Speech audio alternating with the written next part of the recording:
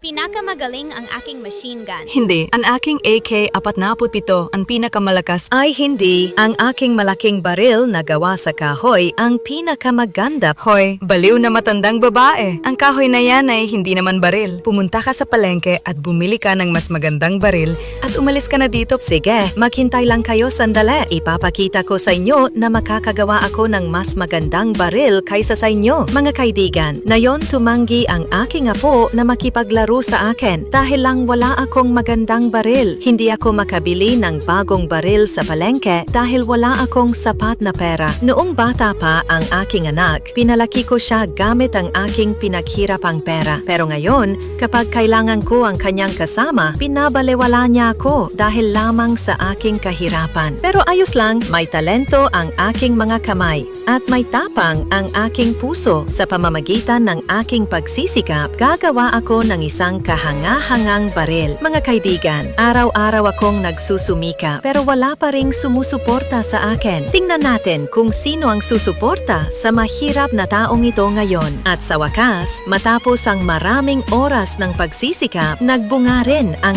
aking paghihirap. Tingnan ninyo, ito na ang aking bagong bazooka. Uy, mukhang totoong bazooka yon.